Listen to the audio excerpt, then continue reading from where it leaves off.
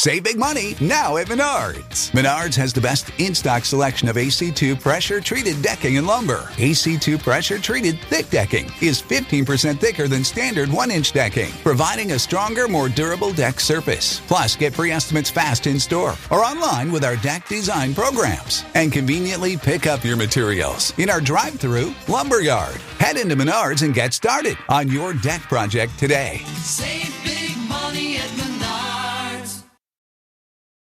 Every team, every topic, everywhere. This is Believe.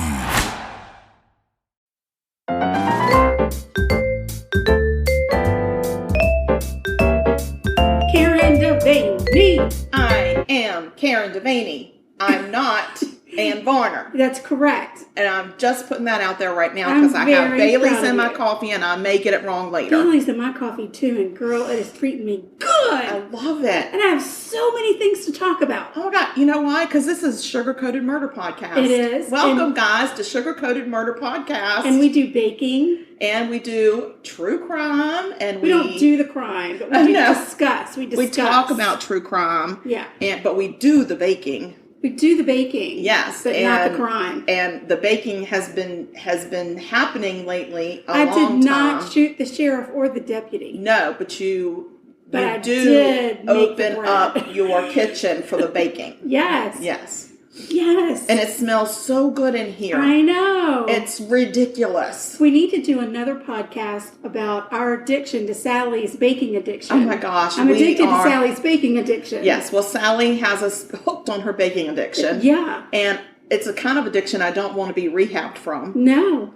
And we could be considered stalkers at this point, maybe. Oh, yeah. Perhaps. Absolutely. Yeah. So. Well, listen, I've got this recipe I'm doing tonight, and then she just posted another recipe I'm going to do the next time. I already know what I'm doing. Is it the macaroni? It is. Macarons? You're going to try them? It's 2021. Oh. I'm on it. I think I'm going to try her chocolate souffle. Oh, that'll be good. Yeah. Tonight, I'm making cinnamon crunch bread. That pleases me so much because we grew up on cinnamon toast. We did. And I love a cinnamon crunch bagel. Yes. Delicious. Yep. So I've never made a bread. Well, I did make a bread at Christmas time that had yeast in it, but it was a bread mix. This was I had to activate the yeast kind of situation. It seemed a little bit more complicated. It seems anything yeast, I am very intimidated by the yeast. So I am leaving it all up to you. You shouldn't be. Because when you say activate the yeast, I'm like, what do? Go, okay, yeast, let's get it going. Gross. Hello, wake up, yeast. So this recipe, and I have to say, she kind of takes all the scare out of the bread. Well, she does that with all her recipes. She makes you so confident. She does. So with this one, you just get the little yeast packet, and you mix it with warm buttermilk and warm water and sugar. All things you whisk, let it sit for 5 minutes, and it gets foamy on top. Okay. Your yeast is active. Oh. When you got the foam. Okay. Yeah. That's so fun. And then you add in your flour, your egg, some butter. There's like a whole thing. And I just stuck it right in my KitchenAid. My KitchenAid came with a hook, as I think most of them do. I don't know if mine did. If you bought it at a secondhand store, though, you might not have the hook. I have an extra hook if you ever need it. I probably will. Mm-hmm. I just put that hook in there and started whipping around all that. So you are a yeasty hooker. I'm a hooker. I'm a hooker with active yeast. Wow, this is a whole new personality for you. Yeah. Some people want to get some sort of ointment or cream for that. No. Not me. You just hook it. Just butter. You put it right out there with the hooker. Right. And it did all the kneading for me, so I didn't have to do any kind of kneading. See, and that's intimidating to me, too, because when I see people kneading, it's like some kind of a wrist action thing that I'm not sure I have that. If you've got the hooker, you don't have to knead. God bless a hooker. The hooker does it for you. I love that. Yes. Gosh. Imagine. So then you have to let your dough rise, which I had to do ahead of time. Rise It's like an hour and a half to 2 hours. Woo. It's got to rise. Rise up. Yeah, so I've done that part. And you didn't have to sit there and say, rise up for like I'm so a couple of hours. I'm ignoring you, hoping that but the that's what behavior I'd will be stop. doing. No. I would be doing that to my bread. I'd No, be like, I was rise. investigating my true crime that I that's needed true. to talk about. That's true. Yeah, so I had to do that early because we don't have that kind of time at night. Ain't nobody got that kind of time. No. I will admit I've had to watch a video from Sally because she does this thing where you pat out your dough. It's got to be in the certain, I don't know, something by something rectangle. And So it's certain dimensions. yeah, I'm not good at that. I don't have the dimension pad from Pampered Chef, but I might need one. Mm-hmm. I just guessed based on the length of my Anybody out there loaf selling pan. Pampered Chef, drop us a link to our email. Yeah. We'll help you out there. So I did it the length of my pan, my Okay. loaf pan that's going in. And you put this topping on it, and then you got to roll it like a Swiss cake roll. Shut up, and you're good at that. I did that. Well, then you got to cut it in half. And then you got to braid it. Like half lengthwise? Yeah. That's like very down the intimidating. log, all Yeah, the way down that that's long intimidating. log. Then you have to bind the top of it and braid the rest of it. Yeah. Oh, you're freaking That me was out crazy. right now. It You're was freaking me crazy. out. I feel like you're on the Great British Baking Show. I kept thinking if I was on the Great British Baking Show, this might be a recipe I do on the bread day. So I had a premonition dream. Uh-oh. Not this morning, but yesterday morning. And the premonition dream was that I was on a show like the British Baking Show. Mm-hmm. You were on it too. There were several other people, and this girl that I went to college with named Michelle was on it, which is wow. very random. Right. So random. Right. And I got in there, and it was at like Martha Stewart was there. Right. And it was like at her estate. As well she should be. Yeah, and we were like staying there. It was like a big thing. It was televised. Like it was a Yeah. big deal. Oh, gosh. I couldn't find the first fucking ingredient in that Oh, place. man. I couldn't find the herbs. I couldn't find anything. One of the challenges was you just had to make tea. I couldn't even find the fucking teapot. Sorry, Mama. I couldn't find the teapot. I was so upset.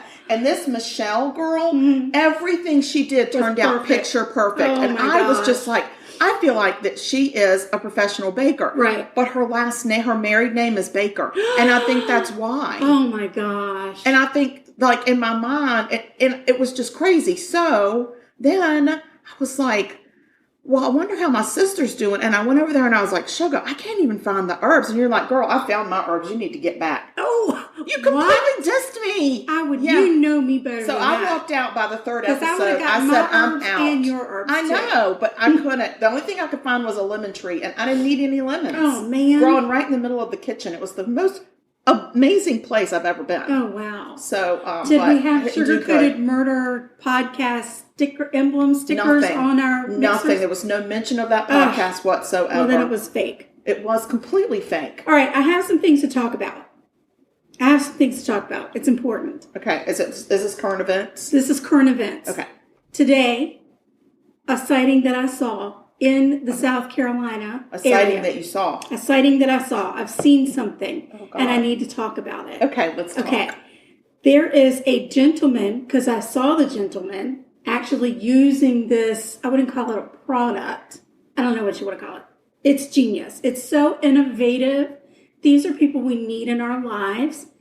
This gentleman has taken a keg, an empty keg, like you would get, for a party. Obviously, it's emptied out. Mm-hmm. He probably said maybe he was having a going away party and moved to a different state and didn't return the empty keg. I mean, it Somehow happens. he has gotten his hands on an empty keg. Yeah.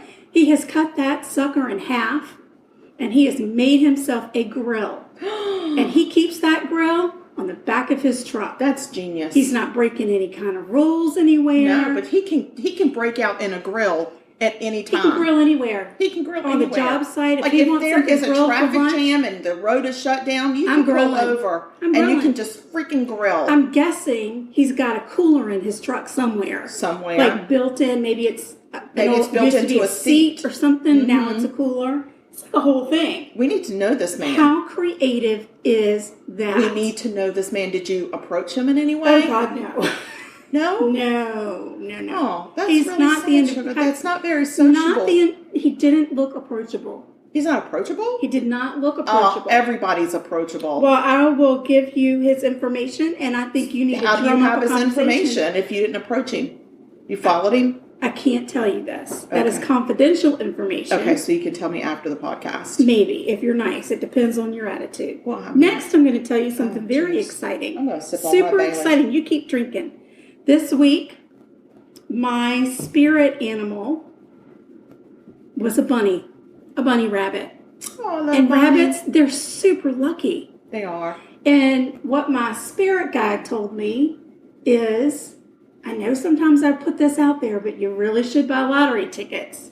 Okay. So I bought some lottery tickets today. And Scratch don't offs? you know, I won $50 in my scratch offs. Oh my gosh, Sugar. I made over 2 tickets. I spent crazy. 20, made 50. I made $30 today, and all I did was go to the grocery store. And stalk a man with a keg grill. Whatever. And Whatever. my spirit animal this week is a wombat. Yeah. It is? Oh, that was last no, that week. was last week. Yeah, you're I really done. remember. It was not significant for this week. Must not have been. Wow. You're not listening to your spirit people I anymore. am. It just didn't click. It didn't stick with yeah. me. Well, That's okay. we're fortunate that we've Yeah. got a spiritual advisor that helps us with things like this. Yes, she really does For guide now, us. she may not do it in the future, but she did indicate that we would go to a local store. We're going to get the name of that and talk to people about that next time. Oh, really? There's a local store that sells cards, so we can do Oh, our yeah, own that's right. spiritual animal advising. Oh, so this week it was the badger. That's why I'm confused. the Last week badger it and was the the wombat. So this week it's the badger, and it's just... You're going to be it's tearing people up? probably. Wow. Be fearless. Fearless. Be fearless and bold. All right. Which I'm already bold. Yeah, I don't know how much more bold we can get. That's awesome, Sugar. That's just a lot to talk about right It is there. a lot to talk about. I have things to talk about too. Oh, let's hear it. I need to serve you up with a big 5-layer trifle of murder. Oh, let's hear about it. This is such a big murder. I'm going to serve you up some murder. Serve it up, girl. Okay. So it's like a 5-layer casserole. Oh, wow. That's how it is. Okay. So we're going to go to Bingley, West Yorkshire, England. Yorkshire. We're in Yorkshire, England. All right. Mm-hmm. Jolly old England. Spotty. Uh-huh. And so we're going to talk about this dude named Peter Sutcliffe. Peter? Did you say Peter? I said Peter Sutcliffe. Okay. I'm just making sure I'm enunciating my words in the beginning, because as I go, I get excited and I get mush mouth. Right. And when I listen back to it, I'm like, what the hell am I saying? So I'm not sure how anybody's keeping up. I think the reason people keep listening is they're still trying to figure out what the hell I'm saying. Yeah, maybe she'll say what she said last time and I'll get Yeah, it. and I'll understand, like, Yeah. it'll be a different context. Yes. But I will tell you that I was listening to a murder show earlier this week, and the narrator said something about figured. He figured.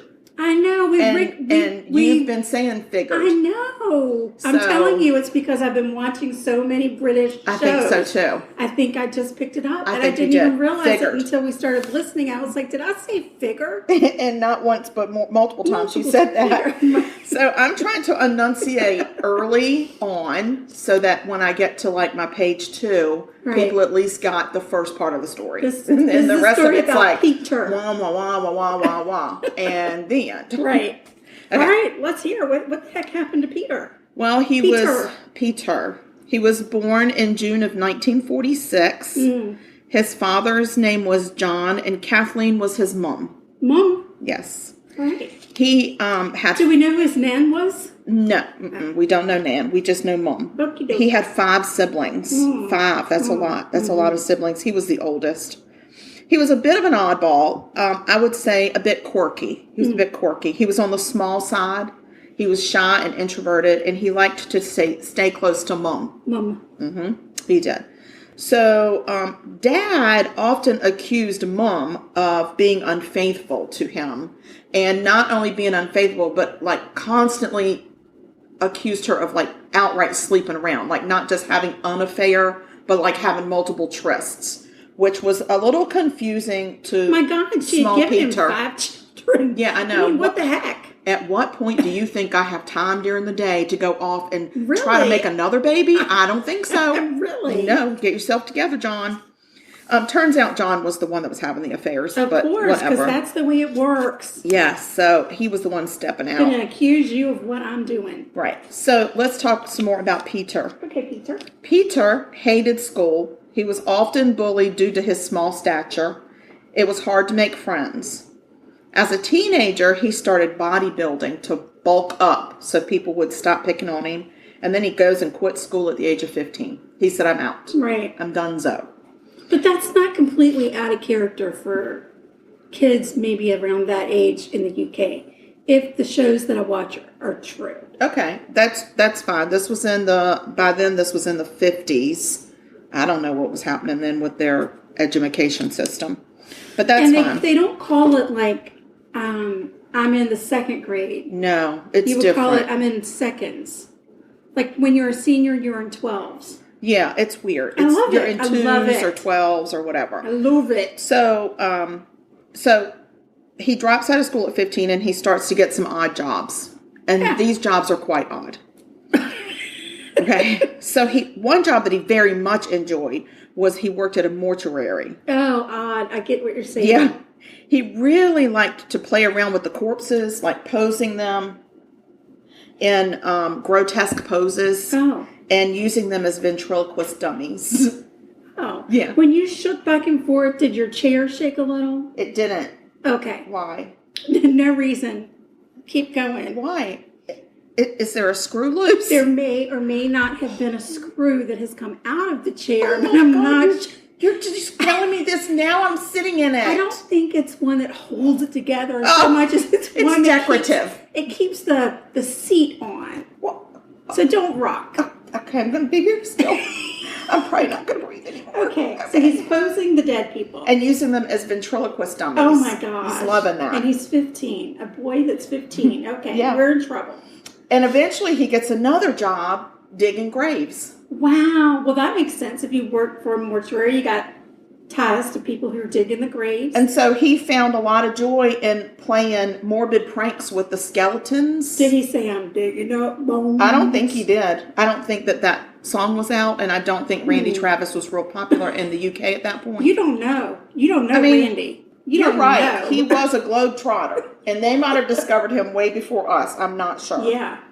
Okay, so he liked to play with the skeletons and the corpses, and a lot of times he would open the coffins and steal the jewelry right off the corpses. Yeah. So I'm sensing a theme. Yeah. There's a theme. Peter's There's kind of a maybe theme. going down the wrong kind of hole. He's going through a little quirky. That's phase. funny. That hole, that grave digging, that hole. Yes, right. he's going through a little quirky phase, I think. So at the age of 20, Peter meets Sonia, and her last name is a weird name. It's Sermon, I think, but it's an Szurma. So it's Sherman. She was Czechoslovakian, and I can never pronounce those names. That makes sense. It's because I'm an ignorant American. So anyway, in 1974, he marries her, and she was the only woman he had ever dated. He had never been with another woman. He had never dated one. He never even had a crush on a girl at school before. But the 20-year-old Czechoslovakian girl. Well, he was 20. I don't know how old she was.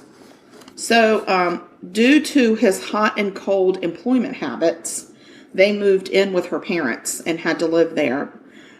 Turns out that Peter was secretly spending money on prostitutes. Peter. Oh, Peter. Oh, Peter. So, in June of 1975, he was 29 years old, and he got the specialized license that allowed him to drive a special truck called a lorry.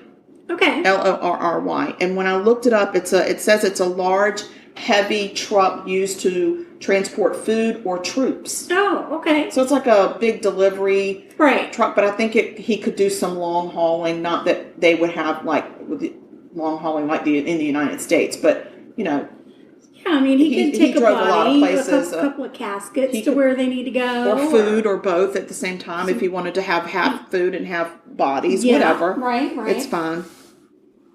So around the same time, Peter was told that his beloved Sonia could not have children after suffering many miscarriages. Oh, and man. he was quite devastated. Oh, no. So soon after he found out this news, he started on a very violent spree. He was mad. He was real upset. So we're going to talk about this little spree of his. I wouldn't call this a spree. Did he ever get bigger? Well, Or he was did. He always a little man. He wasn't. He bulked up in bodybuilding. Yeah. And he was strong. He was a very strong man. Right. So they really didn't give me a height on They him. didn't? Okay. No, but I feel like in his teens, he kind of came into his own. Okay. A little bit. Okay. Yeah. But still had a little quirkiness to him. Hmm. So, okay.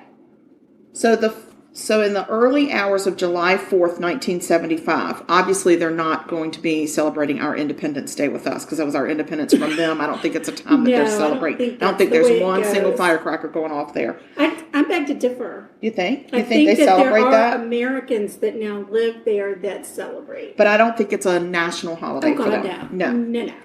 So, his first known attack was on Anna Patricia Rogulski. And Anna was outside of her boyfriend's house around... She sounds Czechoslovakian, too. They didn't say. Rogulski. Well, Rogulski could also be Polish. It could be No, I think she's Italian. Czechoslovakian. Okay, that's He's fine. mad at his wife. Okay. So she was outside of her boyfriend's house around 1:30 a.m., but turns out he wasn't home. So as she stood outside of his home and pondering her next move, Peter Sutcliffe attacked her. He beat her in the head with a ball-peen hammer. Oh, that's not nice. And once she was incapacitated and unconscious on the ground, he lifted her skirt and stabbed and sliced at her, all around her genital area and her stomach. He was interrupted by a neighbor and was able to sneak away in the dark, leaving her there. She was barely alive, but she lived. Wow. She lived. But I'm guessing maybe she couldn't have children. She was rushed to the hospital, and after 12 hours, the doctors were able to save her. And she spent the next 33 years alone, scarred, scared, and barricaded herself behind security walls, bars, wires, alarms. She never got over this. Yeah. Never got over it. Oy. So after attacking Anna, Peter returns home, sleeps next to his wife Sonia, wakes up the next day and goes off to look for work. Because that's what you do after you murder, right? Right. So in August of 1975, a little over a month after he attacks Anna, he attacks this lady named Olive. He sees Olive in a bar when he's out with one of his dude friends. And she's out for ladies' night with her friends. Her husband is at home with the children. He follows her home and attacks her in an alleyway. He hits her with a ball-peen hammer in the head. He's got an MO. Yeah. And once she's stunned and on the ground, she hears him say, "Weather's letting us down lately, isn't it?" What? Yeah, he's just having a conversation with her. Wow. Yes. And then he starts slashing at her buttocks and genitals. Her buttocks? Yes. A car scares him off, and Olivia survives, but she's never the same again. Olivia or Olive? Olive. You called her Olive. Her name is Olive. Thank God. Sorry, Olive. But she lives. She lives. Yay! So at the end of August, he attacks again. This time, he attacks 14-year-old Tracy Brown. 14. 14? She's walking to her house at night, and he attacks her with a ball-peen hammer to the head.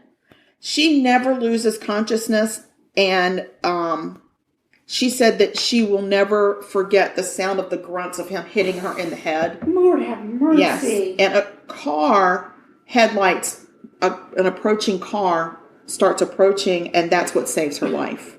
An approaching car approaches, and then it approaches. Yes. With an approaching. Are we on? We're on page 2. Wait, no, I've made it to page 1, 2, 3. I've made it to page 5. Wow. So an approaching car approaches with approaching headlights and scares him away. Oh, God. So in September, he now gets a job as a delivery driver. Wow. Okay? So on the evening of October 29th, he picks up Wilma, who was hitchhiking after the bars had closed. Oh, Wilma. He sexually assaults her and kills her and mutilates her, if you know what I mean. I understand. And dumps her body very close to her home. Well, how kind of him. Isn't that so sweet of him? What Yes. a thoughtful Yes. man. January His of... mom must be so proud. So proud. We'll get to Mom. So January of 1976, he picks up a sex worker named Emily. Emily? He stabbed her over 50 times. Oh, Lord. And so he kills her and he dumps her. Ah. And now these attacks are really starting to take a toll on Peter. Oh, what? He's tired? Well, he can't seem to get up in the morning for work. He's often late, and he loses his job in March of 1976. Poor Peter. Oh, Peter. So, in May of that same year, 1976, a 20-year-old sex worker named Marcella. Marseille. No, Marcella. Okay. She's walking home, and Peter picks her up, and he takes her out to a field. Oh. She gets out of the car to tinkle. Oh, gosh. And he sneaks up behind her and hits her in the head with a ball-peen hammer. Yes. And he incapacitates her on the ground. She's bloody, but she's conscious. And she remembers him standing over her and doing the M word over her body as she's bleeding. Gross. And then places a 5-pound note in her hand and says, "Have a nice day." He paid her? Oh, my land. And then says, "Here's money so you don't need to call the police." Peter, it's going to take more than a 5-pound note. Be quiet. Yeah. So she finds a way to call an ambulance. She ends up getting 52 stitches to put her back together. Oh, wow. But she survives. But she never recovers mentally No. from this attack. How do you recover mentally from that? The man put a 5-pound note in her hand. Not even Dr. Phil could make it. No, that. he couldn't. And he does a lot. He does. He's a miracle worker. He is. He's the Annie Sullivan of mental health. I love him. So, again, in October, we're in 1976, Peter gets a new job. Now he's driving one of the big lorry trucks, the big transport trucks. So, in February of 1977, he picks up Irene, who is a sex worker. He smashed her in the head with a ball-peen hammer, and he did it so hard he actually penetrated her brain. Gosh darn it. And then he stabs her so hard he disembowels the woman. For heaven's sake, Peter. Yes. At this point, the media dubs this killer the Yorkshire Ripper. The Yorkshire Ripper? It's the Yorkshire Ripper. Oh my. Yes.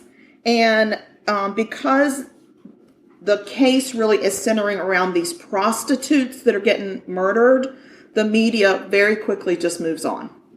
Oh. Not a big story there, just some prostitutes getting murdered. Sex workers. They never get the credit they deserve. They're out there, it's their fault because they put themselves in harm's way, blah, blah, blah. All the things that marginalize these women. Right. Which really is not nice. So, in April of 1977, Tina was the next one. She's a sex worker. And she's heard about there's a guy out there killing these prostitutes on the street. So she says, "I'm only working out of my flat, so I'm protected." Oh, yeah. Yeah. Peter makes house calls. Oh, Peter. So this time, because he's undisturbed, he really goes to town and he uses a chisel on her. Oh, and he stabs Lord. and mutilates her and kills her. Gosh, dog it. So Peter. he's really busy. June of 1977. Jane. She is a 16-year-old shop assistant. She's not a sex worker. She has missed her bus after she closed up the shop and she's walking home. She passes by a playground and the Ripper attacks her. And he smashes her in the head with a ball-peen hammer 3 times and then he stabs her to death. He's rude. He's a real jerk. Yeah. Peter turns out as a dick. Sorry. Sorry, Mama. So, Maureen. Sorry, Mom. And Nan up in heaven. Okay, so in July, he attacks Maureen. And Maureen is saved by some barking dogs because he attacks her on the street, and somewhere in the distance, there's some dogs barking, kicking up a storm. He gets nervous and he leaves. Right. So she survives. October 1st, Are 1977. these women not able to give descriptions of this monster? We're going to get to that. Okay. October of 1977, Jean is a sex worker. He pays her a £5 note, which was their agreed upon price. Let me just point that out. Okay, but I think Yes. maybe she didn't realize what she was agreeing upon. So he kills her in his regular smash her in the head with a ball peen hammer, stab, stab, stab. Okay, but then he thinks It'd of... be funny if you found out you were pronouncing ball peen wrong way after this. Of like something. What would it be? I don't know. I don't even know how it's spelled. I'm just thinking that- Ballpeen. I have no idea.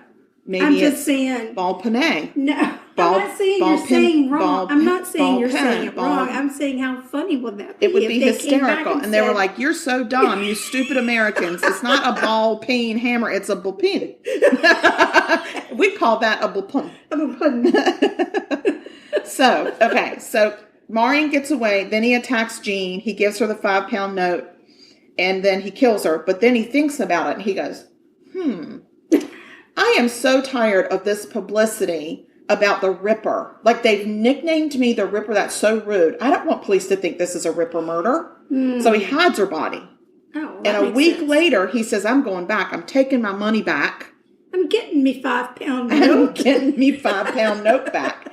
And he decides, I'm going to cut her head off because the Ripper doesn't cut off heads. And they won't know.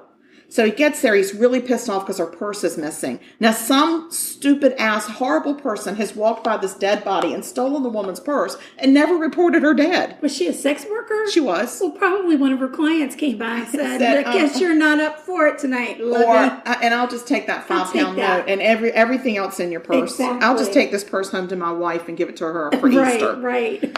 So he tries to cut her head off, but his hacksaw can't hack it. So he only partially decapitates her, and he's so frustrated that he slashes at her dead body, causing 8-inch deep post-mortem wounds. Like he messes her up. So in December of 1977, Marilyn is a sex worker. He attacks her, but again, barking dogs drive him away, and she survives. Wow. So now we're in January of 1978. This started in 1975. This man is out of freaking control. And he's just doing whatever the hell he wants. I feel like you're leaving out critical information. Well, okay. So She does not deny. I'm not denying. So a sex worker named Yvonne, he attacks her and kills her and hides her body so well she isn't found until March. But when they find her body, she has been hit in the Thigh. head with a bapun hammer and slashed. And they say, Who? Ripper. It's the Ripper. It's the Yorkshire Ripper. So now, at the end of Let me January... put putting down the Yorkshire Rippers at back. I don't even know what you just said. Translate, please. I'll have a point and we'll talk about it. Okay. I'll meet you in the pub for a point. Oh, God. We've been watching too much British TV, but I love it. I can't get enough. I can't get enough. And I want all of them to be and my friends. they're so much better at solving can crime we than talk we about are. the last Except for these people. tango in wherever they are? Halifax. Manchester. In Halifax. I don't know. In UK. I love that show. It's It was so great. good. I enjoyed it. It better be coming back on. Okay, anyway, end of January 1978, there's an 18-year-old sex worker named Helen.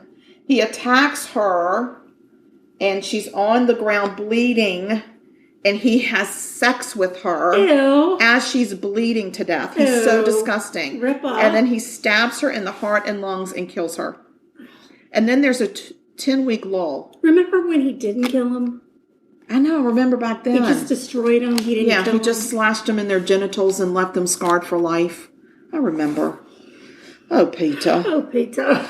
So there's a 10-week lull. I don't know what happens. I don't know if Peter goes on vacation or what the hell. Maybe he got some sort of a flu. I hope he got a venereal disease and got the drips. God, I that would love be amazing. So he comes across a 41-year-old sex worker named Vera. Let me tell you, it does not pay to be a sex worker in that area. Well, if you're only getting a £5 note, I'm just saying. Not only that, but there's a history of people loving to kill them. Yeah, there's a Ripple situation. There's like a whole situation happening over there. So he attacks her and he, again, stabs her in her stomach to the point of disembowelment and she dies. That's a nasty way to die. It is a nasty way. Then there's an 11-month lull. Well, God, it's I thought because... you said there was an 11-month old. I was going to turn the podcast off and shut it down. No, it's a lull. A lull. A lull. Not a lullaby. No. Not a lull. Not a lull. Turns out his mom gets sick. And he is tending to her tenderly. Oh, wow. How sweet. I know. Tending to her. And so, yay for the sex workers that his mother is sick. And she ends up dying in November of 1978. Oh, God. You would think this would change his life around. Like you would think, okay, I think it's going to make it let's have a come to worse. Jesus in a minute. But no. Peter, in April of 1975, he attacks a bank clerk. A bank clerk. Josephine. She's walking home from work. He bashes her in the head with a ball-peen hammer. Crowbar. I'm just going to give it to you. 2 times, stabs her 25 times. This is definitely a Ripper murder. Yeah. September of 1979. Sugar, how long is this going to go on? Forever. How long has this been going on? That's what I'd be saying to the cops. So Barbara is attacked and she dies instantly from one hammer blow to the head. Bink. Well, that's really bad, but probably the best way to go. I think that's exactly right. But he still stabs her anyway, even though she dies. Because he's just mean. He's a jackass. So the police bring Peter Sutcliffe in many, many times to interview him about this Ripper. That they feel like there's something there. They never keep him. Why? They never keep him. Let's see. You look a lot like what they've been describing, Peter. Yeah. You got any ball-peen hammers on you? Your Go fish. I say, old chap, have any ball-peen hammers in your hand?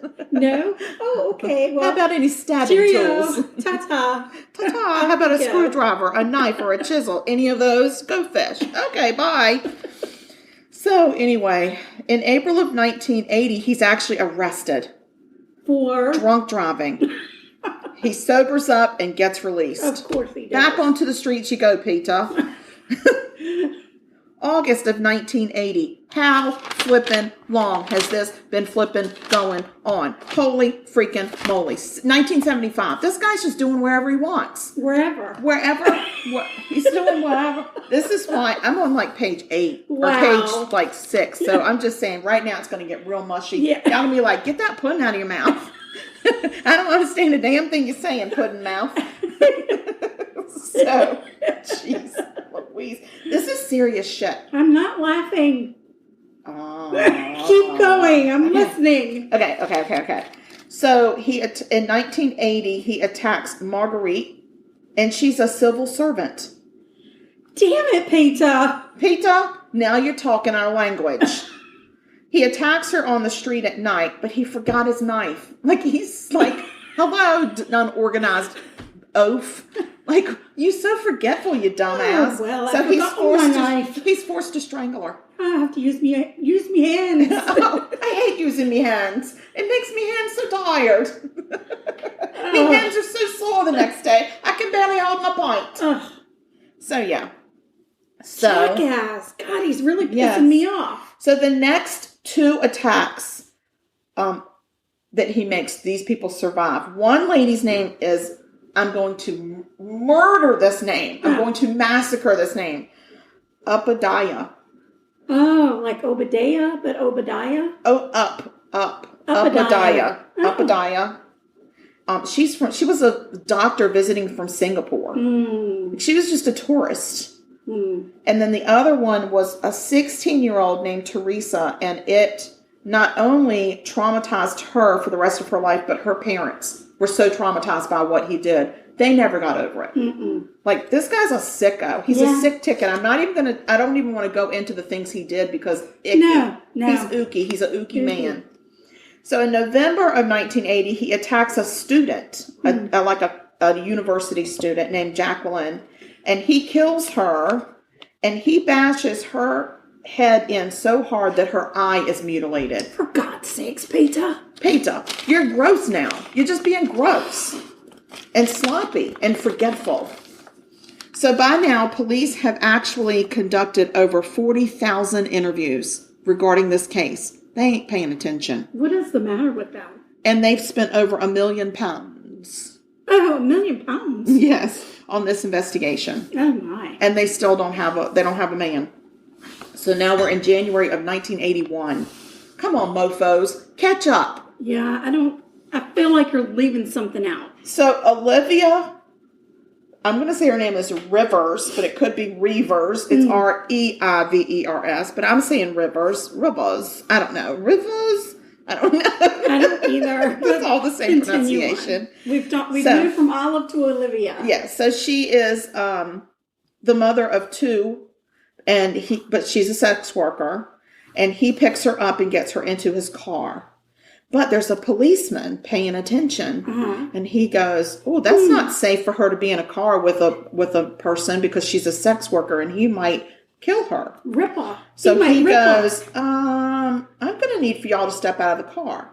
So Peter goes, "I have to use the bathroom so badly. Can I run behind that dumpster and pee real quick?" And he's like, "Yeah, I'm going to talk to her. Let me talk to the sex worker, who, by the way, is in danger. And I'm going to let you just go off and whip out your willy and go tinkle." Yeah. Like, hello. Right. So he comes back, and the investigator is like, "Oh, I don't know about this guy." And he actually lets him go. Yeah. But he gets his information from him. Oh, and does Peter give him his real information? At first he doesn't, and then he does. Oh. Because at this point, Peter has to be exhausted. Well, of course. He's I'm crying exhausted. Like, Please, I'm exhausted. Catch me. I cannot do this any longer. My hands are hurting. The policeman decides to go back to the scene where he actually went behind the dumpster to urinate, just out of curiosity. And there sits a ball-peen hammer and a knife. Wow. That he had taken out of his pockets.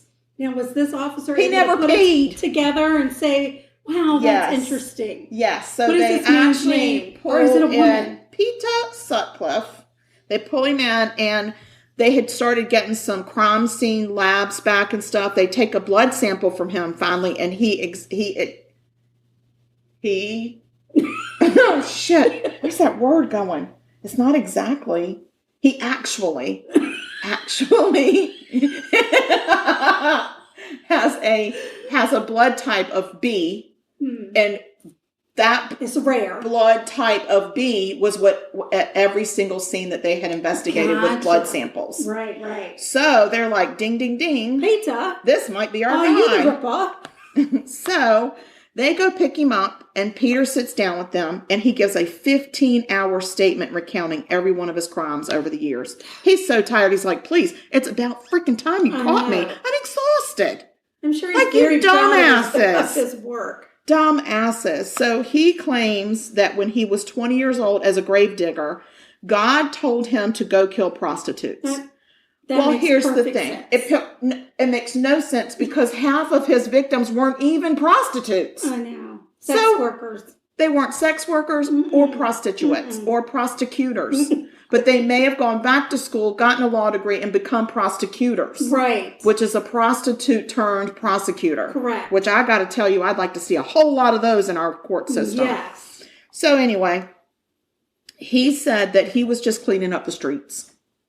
He's like, "I'm just cleaning up the streets." Really? A 14-year-old, a 16-year-old? Come on. You're cleaning up the streets with a shop assistant and a bank teller and a visiting doctor? Like, what are you cleaning? Yeah, we need to clean you up, There are better ways to clean up the streets, Peter. Yeah, how about a broom? Or just be a chimney sweep.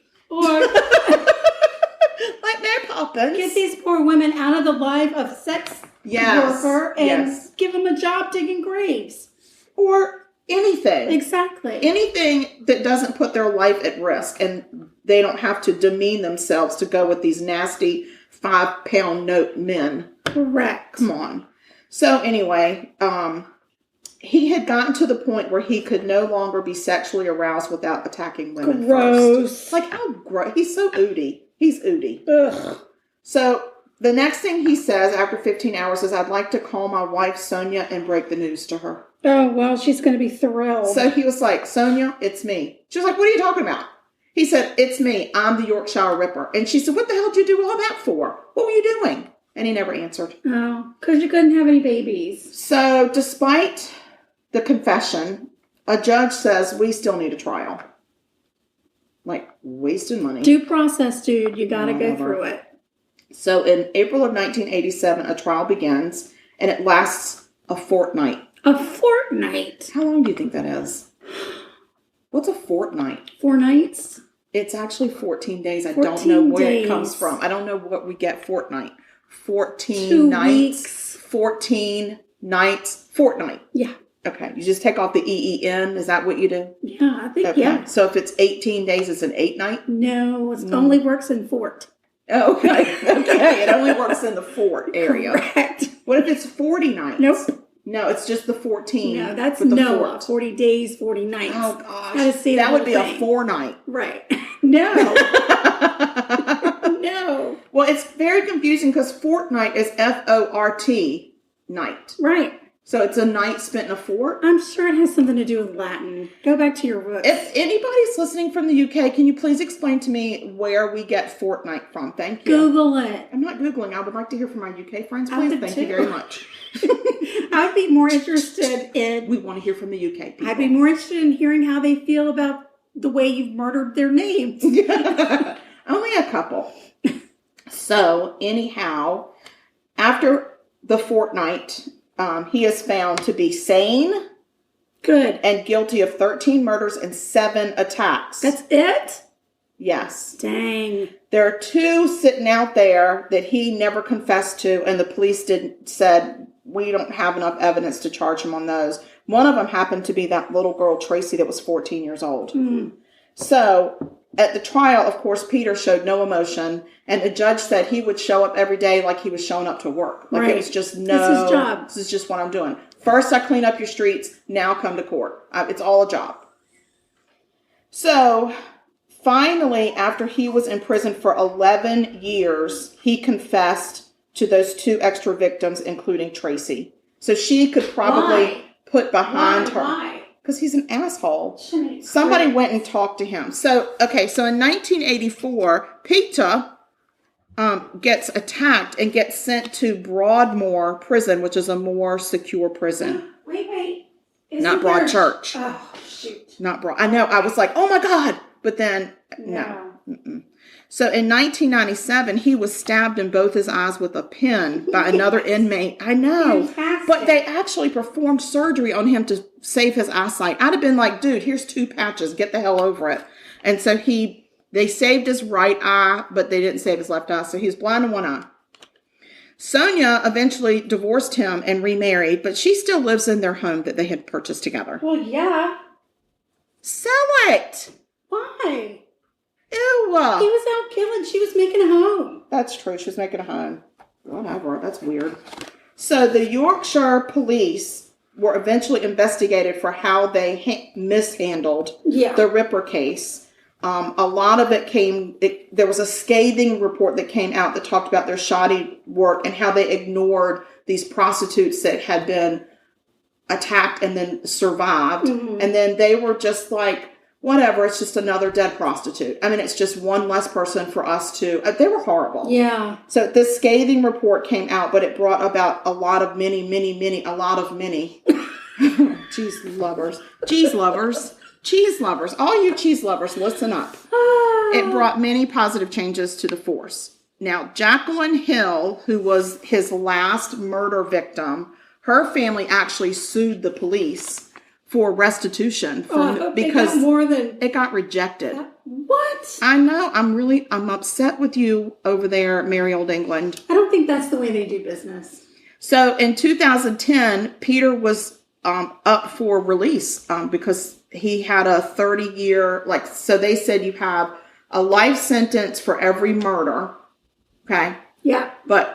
And we need you to at least be there for 30 years. That's not 13 life sentences. That doesn't work. Do you know how old he was? I'm going to get to that.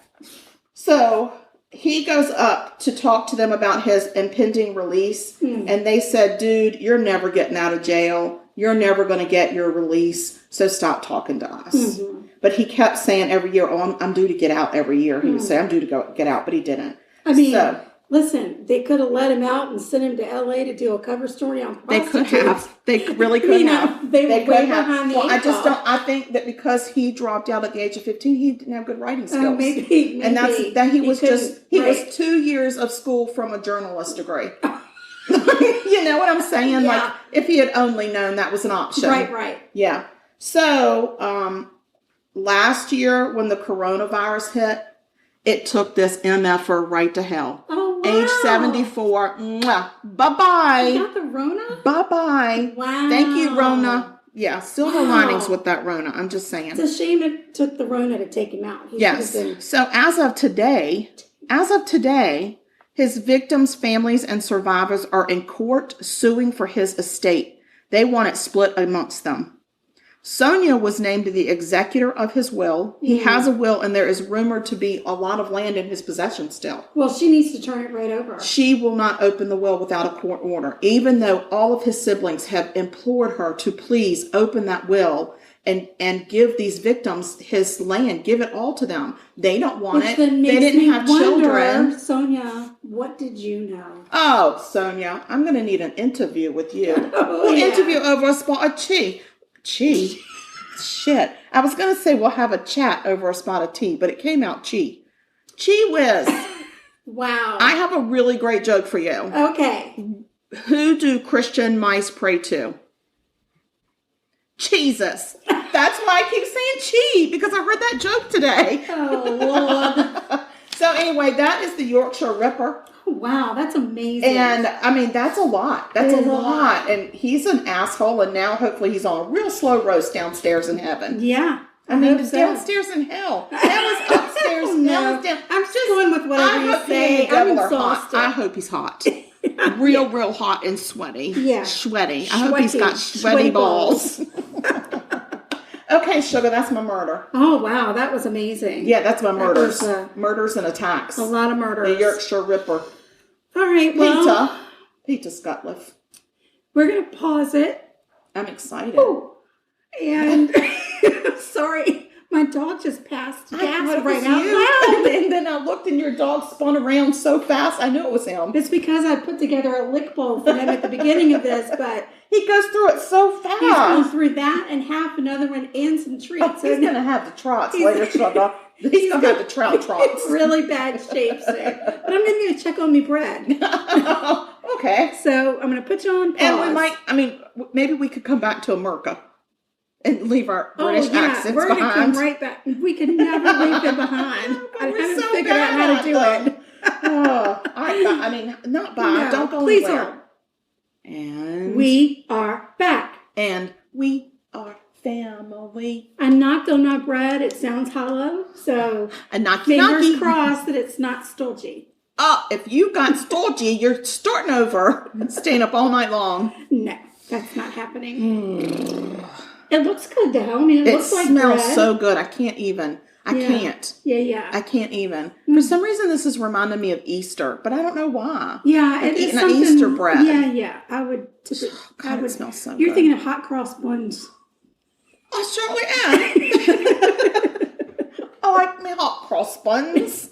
You don't like a hot cross bun though. You like a cinnamon roll. I do. Hot cross buns have got the candied fruit, the fruit like you find in fruitcake. Oh, I'm not putting up with that. It's like neon green and the neon red. I thought those were just on top. Even on top, you wouldn't like them. But I could pick them off. No, some people put them all throughout. I don't like them. I like my buns crossed a different way than that. She likes the buns crossed differently. All right, let's get back to America. Okay, we're back in America. We are going to Michigan. Wow. Oh my gosh. Home state of the Michigans. The real Slim Shady, who I like to call Marshall. Marshall. Marshall Mathers. I do love Marshall. I do too. I do love him. I don't like some of the things that he says, though.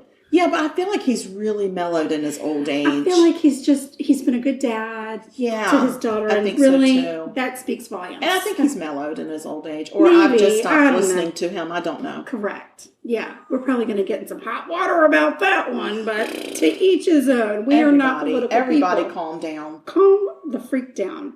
Okay. This is going to happen in Jackson, Michigan. Oh, my dog. Pick We're him up. going to start taking him downstairs to your house. I don't think my And let him husband hang out will there. appreciate that. He'll love it. Are you kidding? This dog adores your husband. That's true. And He I think does. they would snuggle in, and your husband would go right to sleep. They'd be in the recliner and night. Yeah, that's very true. All right, let's get up here. I think the problem is he's got gas, and he feels like he needs to go potty. Oh my gosh. But that's not happening. Don't panic. It's just gas. It's just gas, buddy. Don't Yeah, panic. because it's dark outside, and we just had a murder about the Ripper. We had a Ripper. We don't want a Ripper out there. Oh, my Lord. You might be ripping them in here, but we're not going to be ripping them out there. All right, on with it. Police are called to a house in Jackson County, Michigan. Okay. A man is called to say his fiancée, You are not even one paragraph in, and you've messed up.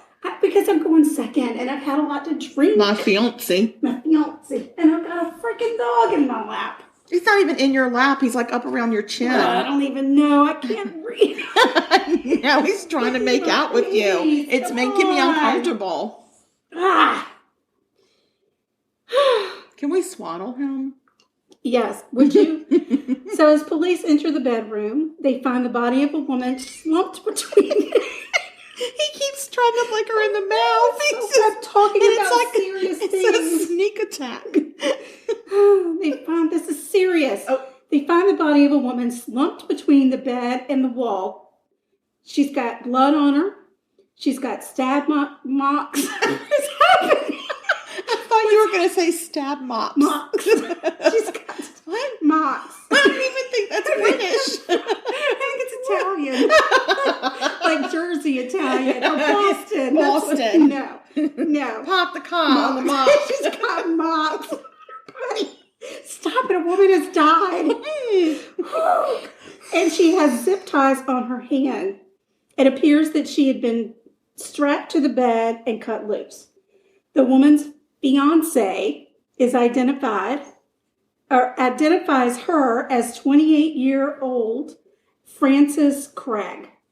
His name is Eric Wolf, and he tells police that he came home from his shift work. You're going to love this. He sees Frances on the floor of their bedroom, assumes she's passed out, and On the floor? decides she was probably drunk. Oh, God. He doesn't check on her. He closes the door, What? goes downstairs, gets in the recliner, and goes night-night. Oh, my gosh. Dude, at least put a blanket on her. Yeah. When asked, he tells police that he didn't notice the zip ties around her wrist or the big blood stain on the bed. Oh, my God. As a matter of fact, when police spoke to Eric about Francis's brutal murder, he seems very calm. He comes across as aloof, even indicating at one point that he wondered if maybe she didn't die of suicide. Oh, my gosh. Eric isn't the one that discovered Frances. It was his 10-year-old daughter. Oh, no. Yeah, she walked into the bedroom and sees Frances on the floor. She walks over and she can tell there's something wrong. She touches her and she feels like she's cold. So she runs down and has to wake up her dad and then tells him to call 911. I feel like he's the one that's drunk. Yeah, for heaven's sake. I mean, for heaven's sake. For heaven's sake. If my fiance comes home and I'm drunk, passed out on the floor, maybe throw a blanket on me. How about help me into the flipping bed? Whatever. Well, I can't say that because I have, in my past life, Oh, dear. had a fiance that passed out A fiance. on the floor, but I saw him pass out and he was face down on the hardwood floor. Okay, well, that's super. Breathing. Did you put a blanket on him at least? Freaking no. Oh, I went to bed. I stepped over him and went to bed, but he'd been a real jerk all night. I mean, I'm going to tell you, match made in heaven. I don't know what the heck happened to your marriage. I don't know why I got divorced. I'm not quite sure. And this was pre-marriage. Well, I don't know. We may have been married. I don't know. It's all been a blur. Really, really long time ago. But I made sure he was breathing before I went to bed. So I've read a couple of different things. One story says that Francis had been stabbed. What's happening? What is happening? Where are you from? I don't know. I think you're from Boston. From Boston tonight. Police count 90 stab wounds. Oh my God, that's a lot. I've also read another story that said it was 20 stab wounds.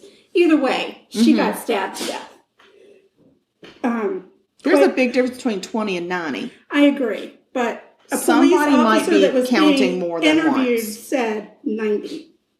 I'm going to go with what he said. Okay. It was very brutal. There murder. should have been an autopsy that counted them specifically. Yes, but oddly enough, in all of the paperwork that I looked at, I did not see any autopsy information. I'm not quite sure why that is. Okay. And I actually saw court documents and didn't. Well, they're not always included with court documents. Correct.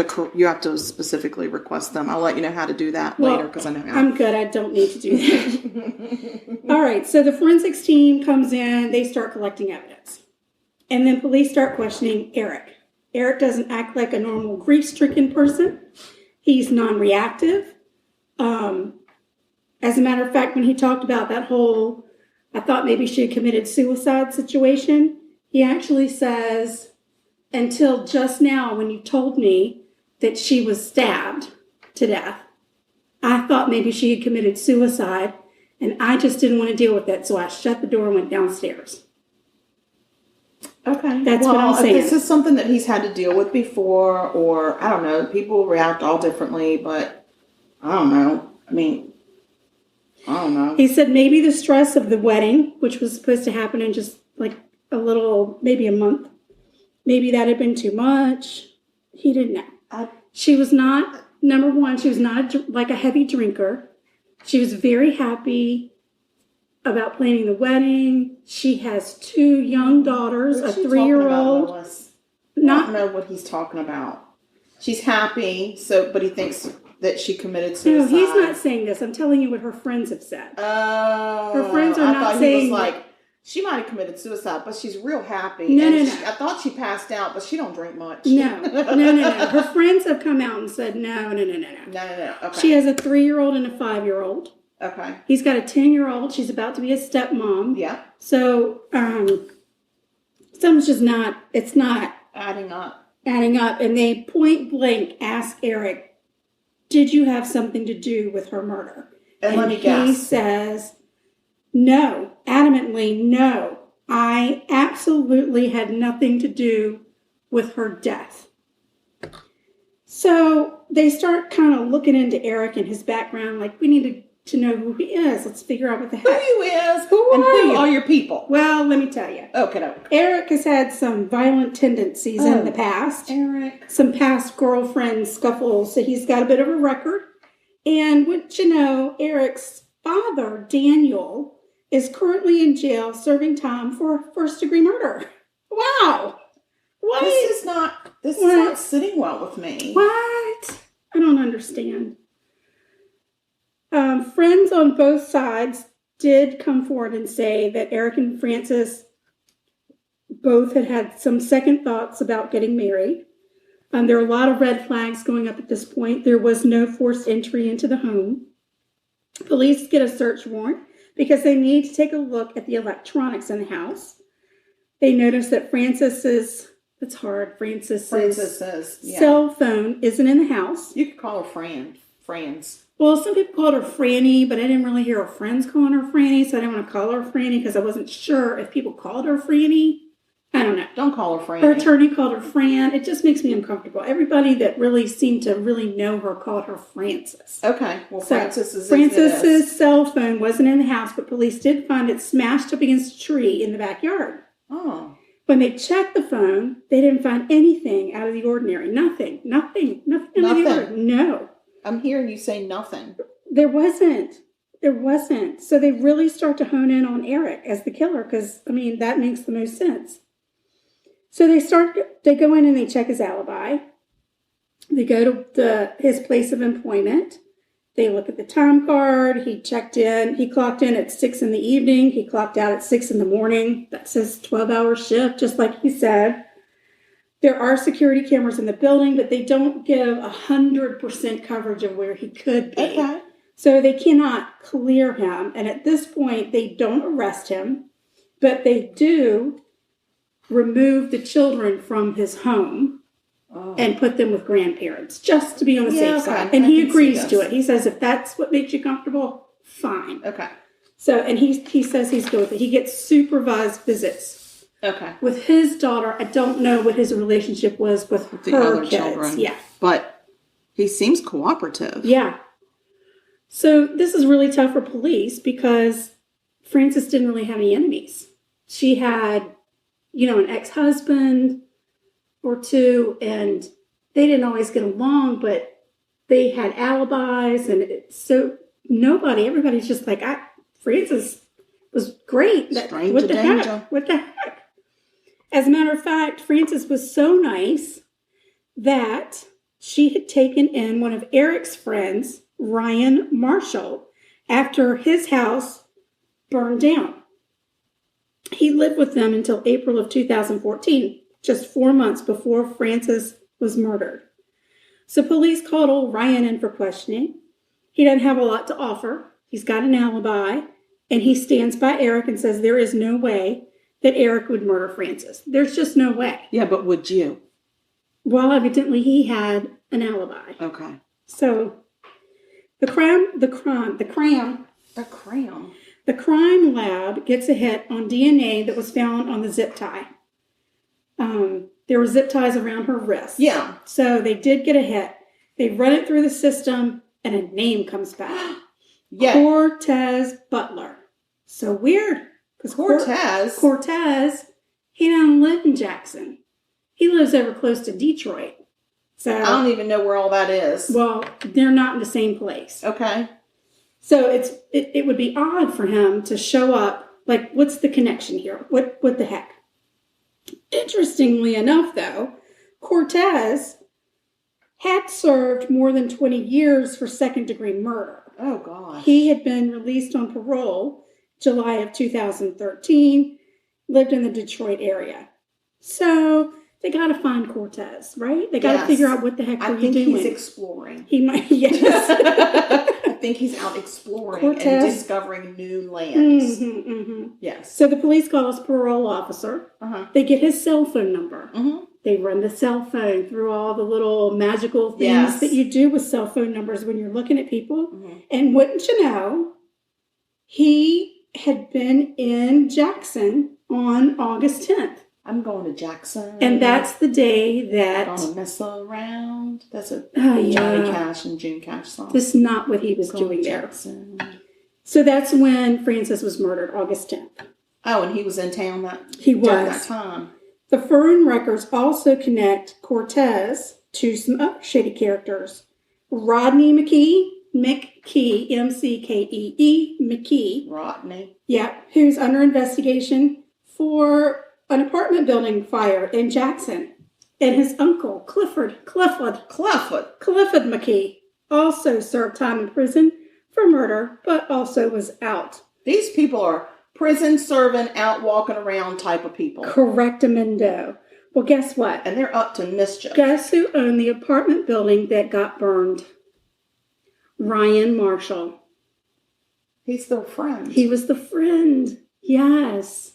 And he owned that apartment building, and then he came and stayed with them after that happened. It turns out Are you saying that he did it? No. Like, did he burn down his own apartment? He did not. He was a victim. I'm going to tell you. If you would just... But I'm just saying. Zip it for 1 sec. With some zip tie. A zip tie. Mm-hmm. Okay. Turns out that Ryan's mama... His mom had been dealing some heroin. What? Yeah, for Rodney McKee. But after a couple of months, she said, this really isn't for me. This is not for me. I thought it was going to be a lot easier. I thought this was a work from home job. You got me driving places. Not into the I'm not really making my money back. I think I'm going to do DoorDash. Peace out, brother. Yeah, I'm going to DoorDash. I'm a DoorDash. Yeah. Well, Rodney, he didn't take that well. He didn't? No. Where did she live at the time? Well, she lived in that apartment building. Well, I'll be damned. And so when we think of an apartment, we think of like an apartment complex. This is a building that maybe had one or two apartments. Okay. And it looked like a house. Okay. And Ryan and his mama lived there. Okay. They both lived there. Mm-hmm. And they happened to be inside the house when it was set upon fire. Set upon? Yes. Oh, my heavens. Yes. Set upon. It also turns out that Ryan saw who set the house on fire. Was it Ryan Reynolds? Ryan Marshall. Oh, that's right. I forgot Marshall. Ryan Marshall. So Ryan Marshall Mathers? No. Okay. No, that's how rumors get started. Yes. So the whole thing turned out to be a plot to get rid of a witness. But what Rodney didn't know was that Ryan had moved out. He didn't live with Eric and Frances anymore. Right. What the flip? Right.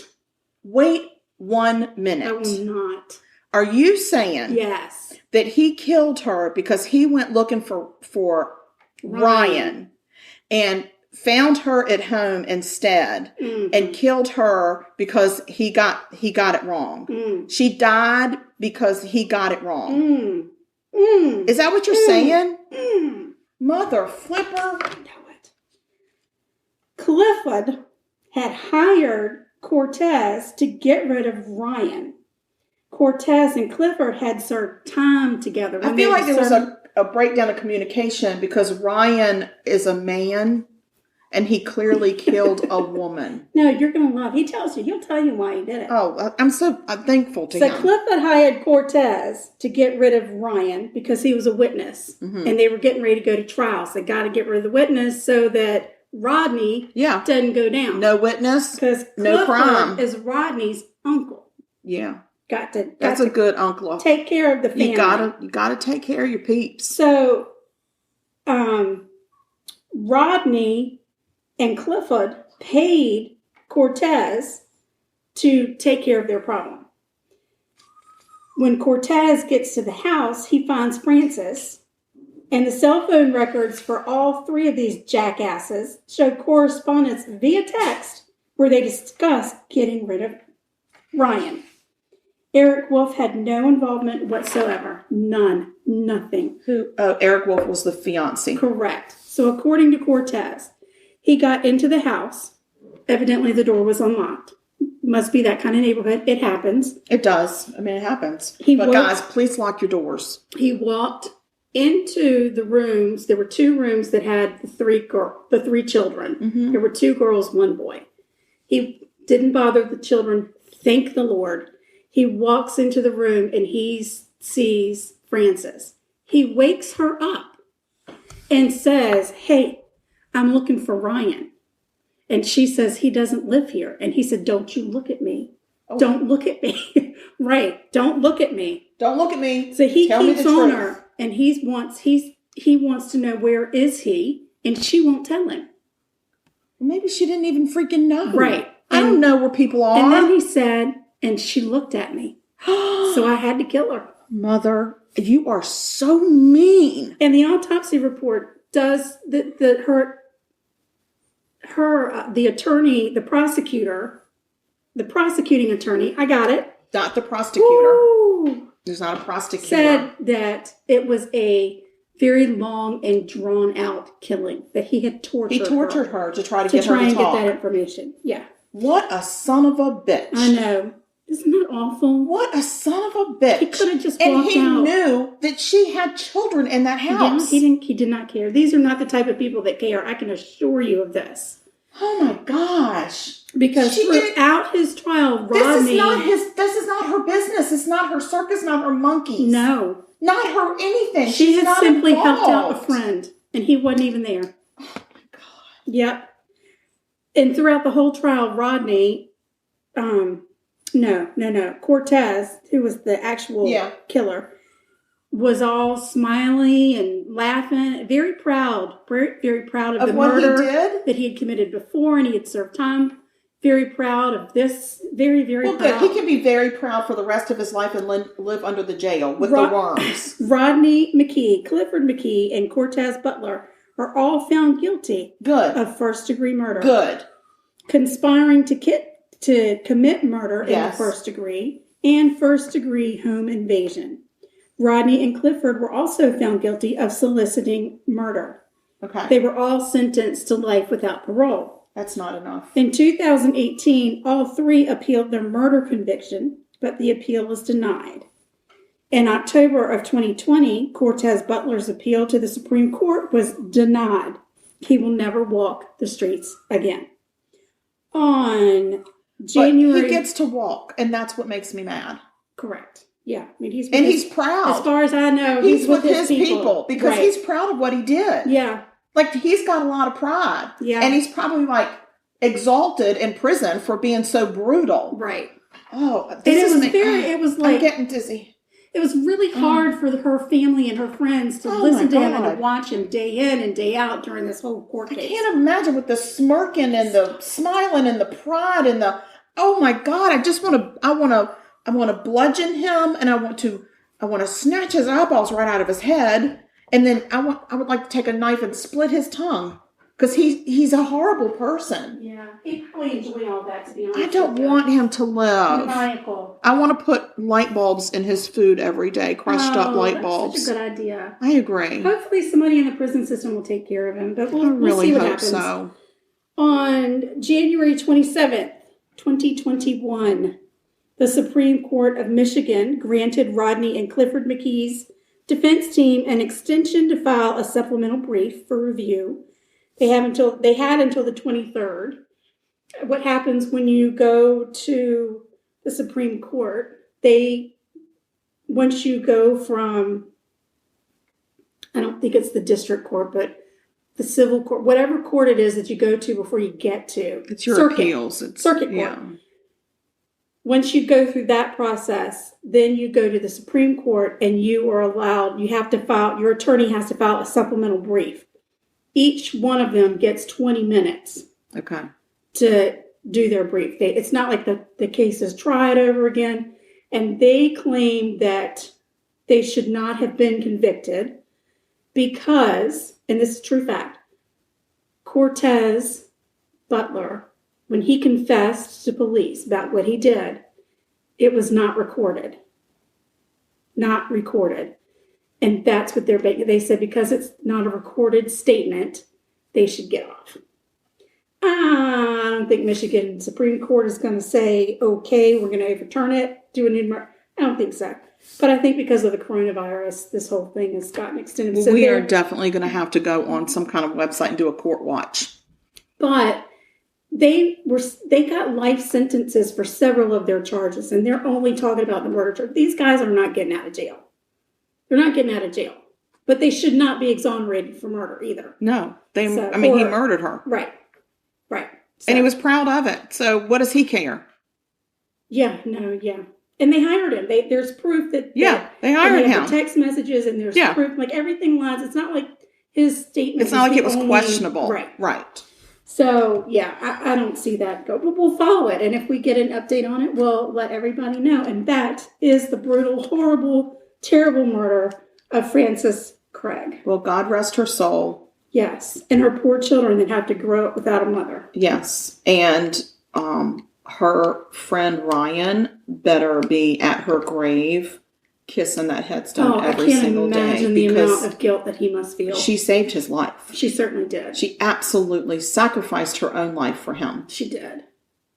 So, how would you like a piece of toast? I think I need a piece of toast. A piece of toast. I'm going to put it on pause so I can cut the bread. Oh, I'm sorry.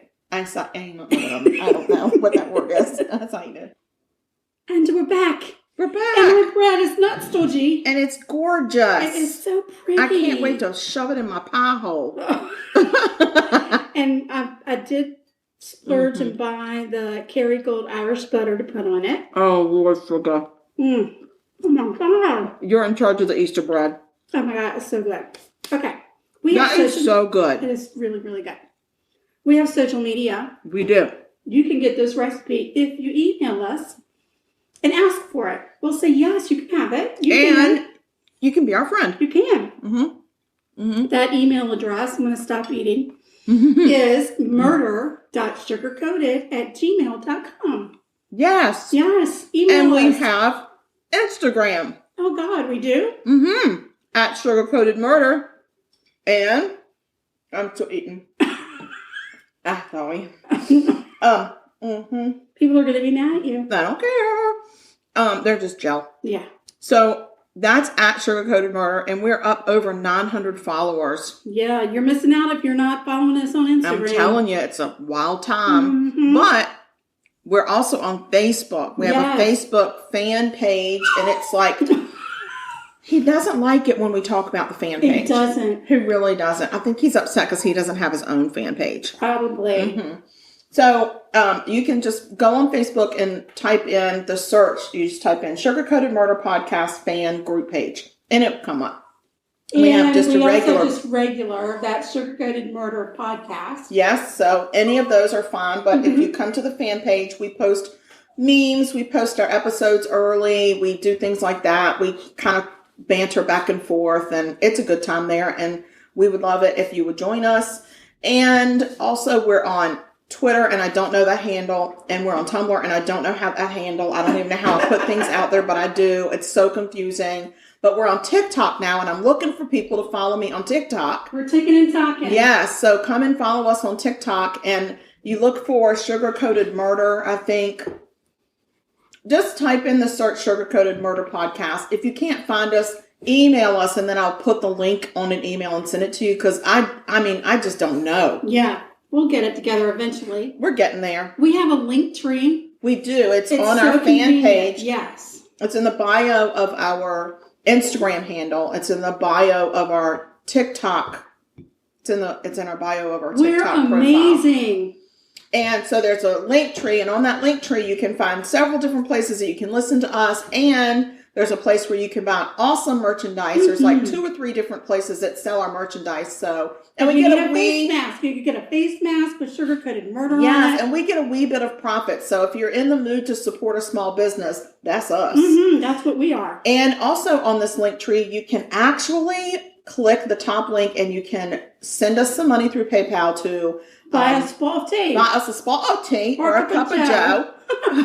Or some flour, or some Kerrygold butter. Yeah. Or some cinnamon, or whatever. Some calm pills for trout. Calm pills for trout, or just help offset the expenses of our podcast. Yeah. Because believe it or not, a podcast costs money. It does. It does. Several different revenues of outcome, but not a lot of income. No, there's not any income. If you want to help some sisters, if you want to help some sisters out, feel free. Absolutely. So this has been fun. It's been amazing. We went to Gaston Lake. The last episode, we were talking about going to visit our friends, the Vicks, and we went to visit them. We had a super great time. We really did. We ended up going and meeting 2 of our awesome high school friends, Cindy and Marty, at this beautiful, cute little restaurant called Serve. Oh my gosh. It was so incredible. Serve in Franklin, Virginia. And it was so cute. And I really, really hope if you're ever in that area that you will go, because the service was amazing.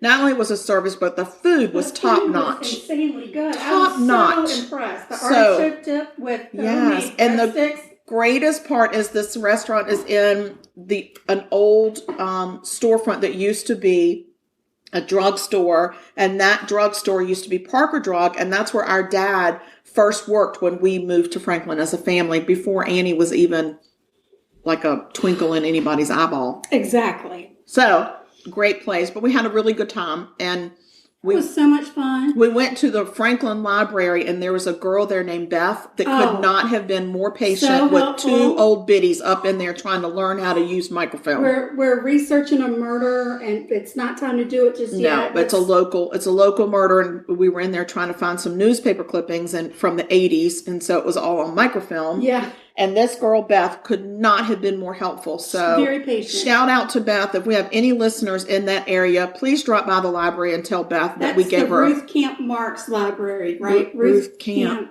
Campbell. Ruth Campbell. Whatever. I don't know. It's the Franklin Library. I don't know. It's a beautiful building, but it's not a library. It is a library.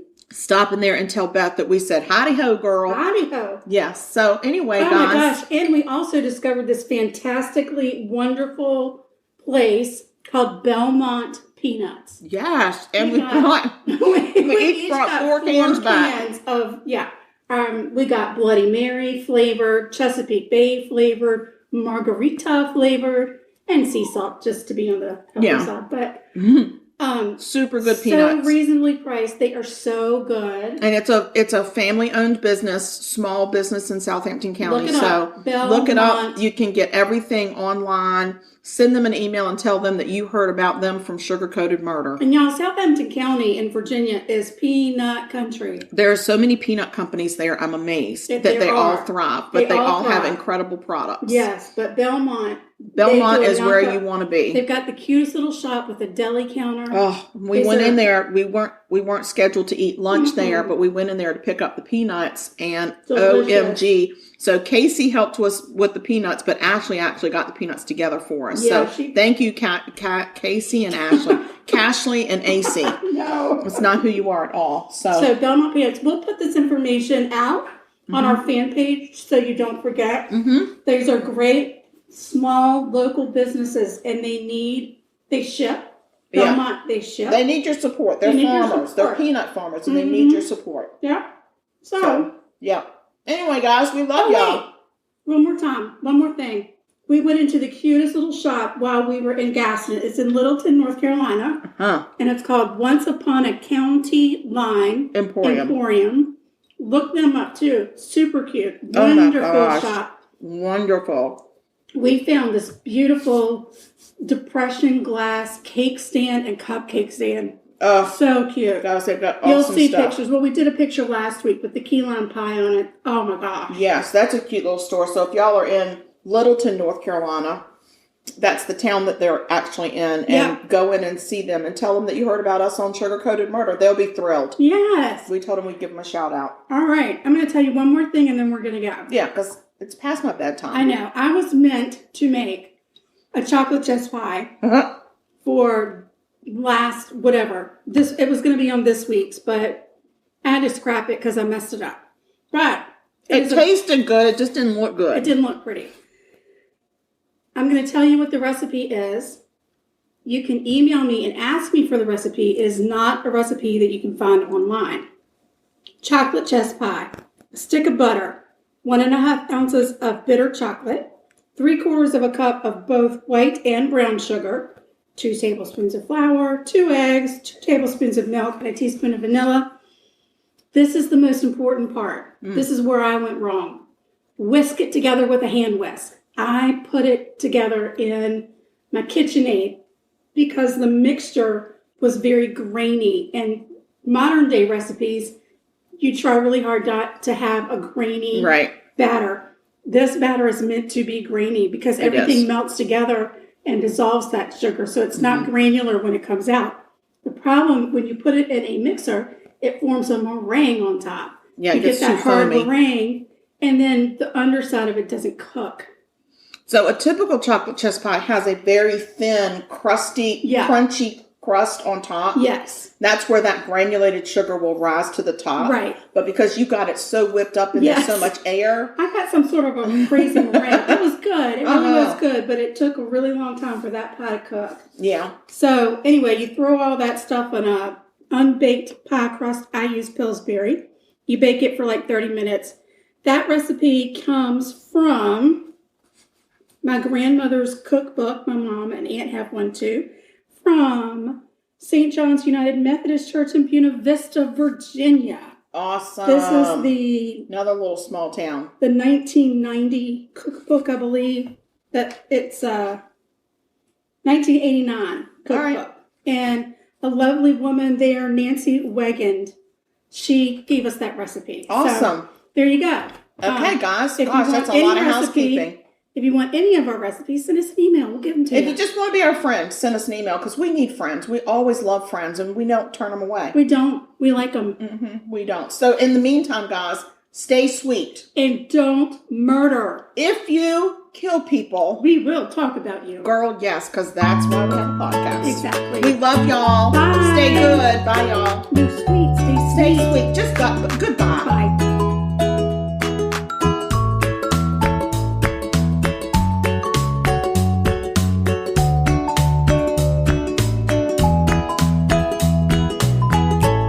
Save big money now at Menards. Menards has the best in-stock selection of AC2 pressure-treated decking and lumber. AC2 pressure-treated thick decking is 15% thicker than standard 1-inch decking, providing a stronger, more durable deck surface. Plus, get free estimates fast in-store or online with our deck design programs. And conveniently pick up your materials in our drive-through lumberyard. Head into Menards and get started on your deck project today. Save